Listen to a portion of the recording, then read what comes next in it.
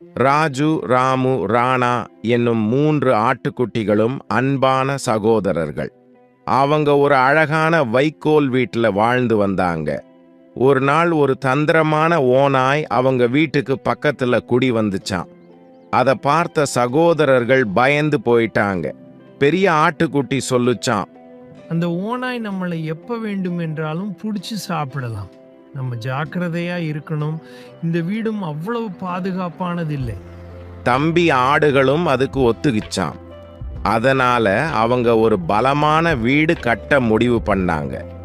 சீக்கிரமாவே அந்த வீட்டையும் கட்டி முடிச்சிட்டாங்க. அந்த வீடு ரொம்ப அழகாகவும் பலமானதாகவும் இருந்துச்சு. ஒரு நாள் அந்த 3 ஆட்டுக்குட்டிகளை பிடித்து சாப்பிடலாம்னு அந்த ஓநாய் வீட்டுக்கு பக்கத்துல வந்து வீட்டு கதவை தட்டிச்சான். ஆனா அவங்க கதவு திறக்கல. கதவை திறக்கிறீங்களா இல்லையா? இல்லைன்னா கதவை உடைச்சிட்டு உள்ள வந்துடுவேன். அப்படி சொல்லிட்டு ஓநாய் அந்த கதவை உடைக்க ரொம்ப நேரம் முயற்சி பண்ணிச்சான். ஆனா அந்த பலமான கதவை உடைக்கவே முடியல. ரொம்ப கோபமடைந்த ஓநாய் அடுத்து ஒரு திட்டத்தை போட்டுச்சான். அந்த வீட்டுக்கு மேலே ஏறி மேலே இருக்கிற புகைப்போக்கி வழியாக உள்ள நுழைய பார்த்துச்சு.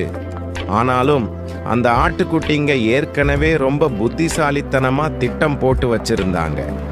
குளிர்காய விறகு அடுக்கி நெருப்பு மூட்டி காத்துட்டு இருந்தாங்க.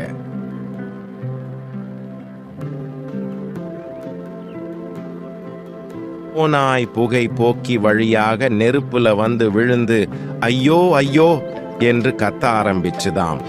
அந்த நெருப்பு பட்ட காயத்துடன் ஓடின ஓநாய் அதுக்கப்புறம் அந்த ஆடுகளின் பக்கம் வரவே இல்லை. அந்த ஆடுகளில் புத்திசாலித்தனத்தால அந்த ஓநாயை அடிச்சு விரட்டிட்டான்.